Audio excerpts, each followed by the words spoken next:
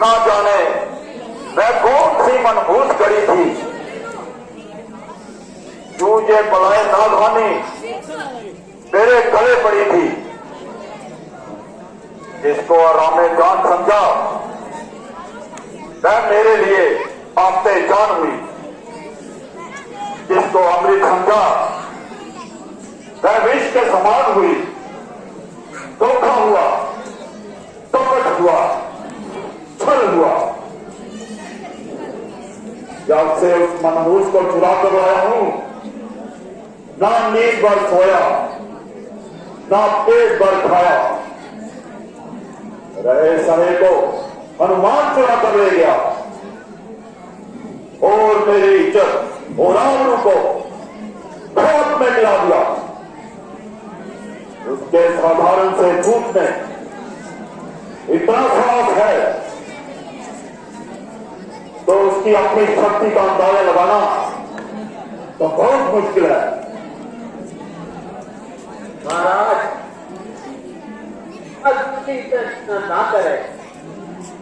यदि हनुमान चोरों की तरह लंका में आ गया, उसने दोषा कमाल किया, उसकी वीरता को अर्थी सामने आके मुकाबला करता, वह घरों की तरह लड़ता, हमें मारता या खुद करता। मुझे हैरानी है कि उसने कौन सी बहादुरी दिखाई। अगर बात कही तो उसने जान बचाई। महाराज लंका की शूरवीर से मुकाबला करना कोई बच्चों का खेल नहीं।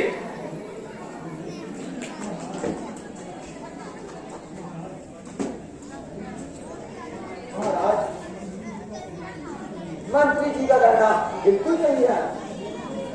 आपको की चिंता नहीं करनी चाहिए,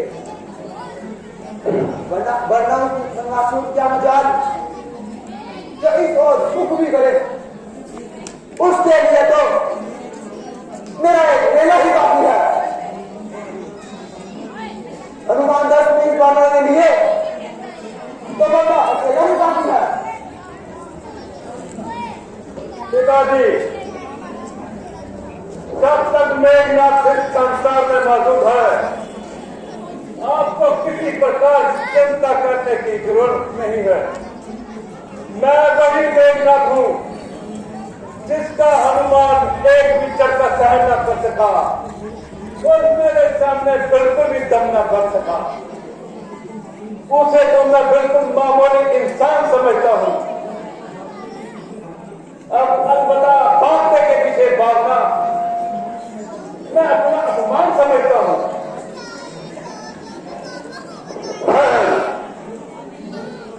जो कुछ हो चुका उसका क्या जिक्र करना।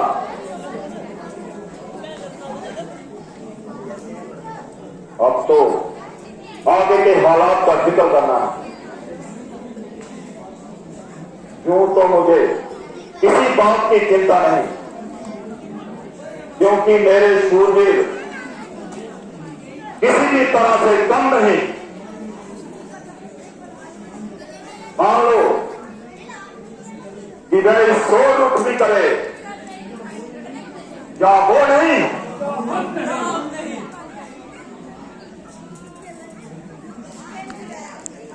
बराबर जी, आज के सभी सदस्य आपसे डरते हैं, इसलिए ऐसी चिकनी चुपड़ी बातें करते हैं। अपने तथा शत्रु को कमजोर समझना यह कहां की अकल बनती है। इसलिए मेरी आपसे प्रार्थना है कि जिस प्रकार की हो सके इस बड़ा को गले से डालिए और सारे कुल को इस आने वाली विपत्ति से बचा लीजिए। इसका सबसे सरल उपाय यही है कि सीता जी को रामचंद्र जी के पास में जाकर उनसे हाथ मिलाइए और उनके शत्रु के बजाय मित्र बनाए।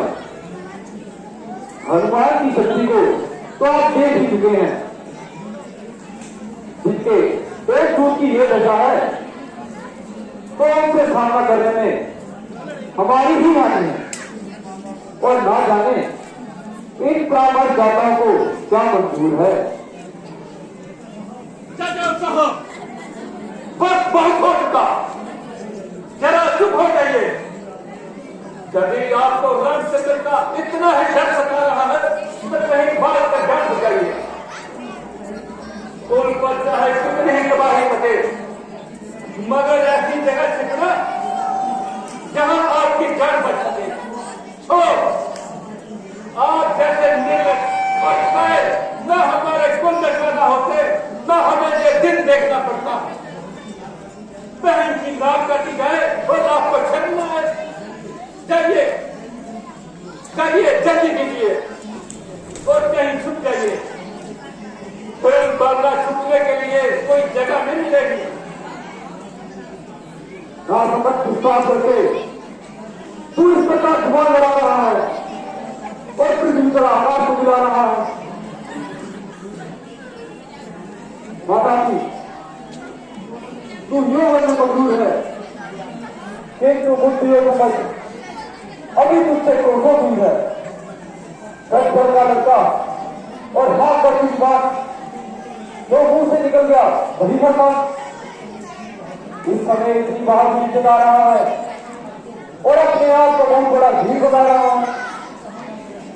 कल तू कहां पर गया था जब मेरा हनुमान सैकड़ों लंकाओं को किसी कर गया था। इस बात को मैं कहना नहीं चाहता था, आप करवाकर ही रहेंगे। इसमें भी आपकी कोई साजिश है। जो हनुमान जहां से बात निकला, ना आप उसकी हिमायत करते, ना पिता जिसे जाने देते। तब से हनुमान जहां से भाग गया, मान लो आपका तो भाग्य ही जा गया। मेरा दावा है कि हमारे साथ आपकी सहानुभूति केवल एक लोक दिखावा है, अन्यथा गुप्त रूप से आपकी रामचंद्र से मिली भगत है। आपके जैसे कुलद्रोही पर विश्वास करना सख्त गलती है। शोक है जिसने अपनी बहन की दुर्गति की। आप उसी को समर्थन करो। यदि कुछ शर्म हो तो चिन्ह भर पानी में डूब मरो। भाई साहब, देखते हो ये कल का छोकरा मुझसे किस तरह जुबान बना रहा है। कौन है तेरी प्रार्थना पर? रावण का भाई होकर उन प्रवासियों से करा जाता है। तलवारों की चमक देखने से पहले भाग जाता है। ना मैदान है, ना तेगे है, बस कुछ जोर लड़ाई है। लड़ाई है तो बस हाथी और बकरों की लड़ाई है। अभी से चीख उठा, ऐसी कहां आफत आई है। मुझे तो ये शर्म आती है कि तू राम का भाई है। मैं डरपोक और तू द्रोही की सही कि तू आप ये विचार करे कि राम से लड़ाई करके क्या राक्षस जाति का भला होगा।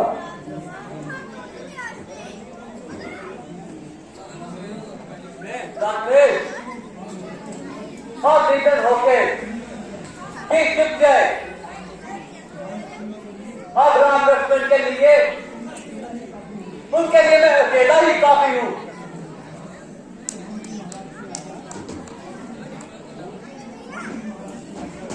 हम भी महाराज की आज्ञा पर कुर्बान होने को तैयार है।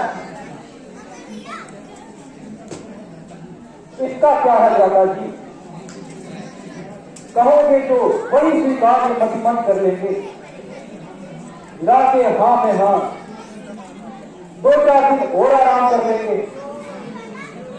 कोई वानर को निशाचर करने कूदा भेड़िया बनकर तो सब भेड़ों की तरह चुप से आंखें बंद कर लेंगे। और ये दोस्त कैसे घटिया शब्द मुंह से निकालता है और मतभेद करके आपस में कूद डालता है। इससे नीचे होता है हमारा नाश होगा, तेरे ही कारण होगा। मैं अपनी जाति के हित के लिए मैं संजातियों का स्वभाव खूब जानता हूं,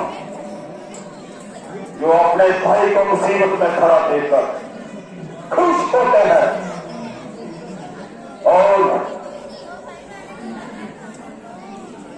और पनौती देकर कष्ट निर्णय लेते हैं। सत्य है महाराज, चले जाते हैं दिन में भाइयों की नेक नामी से, बड़े कुछ हैं बड़े पेट है गैरों की गुलामी से।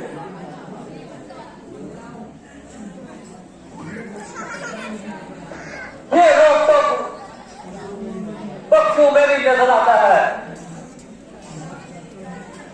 नाश करते हैं तो अपने ही भाई करते हैं, तकलीफ देते हैं तो अपने ही भाई देते हैं। कुल्हाड़ी में लकड़ी का दस्ता न होता और लकड़ी कटने का रास्ता न होता। छोड़ के बोलोगे यार भाई साहब, आप कल्याण मार्ग बताने वाले को कुलद्रोही के अंदर कलंकित करते हैं।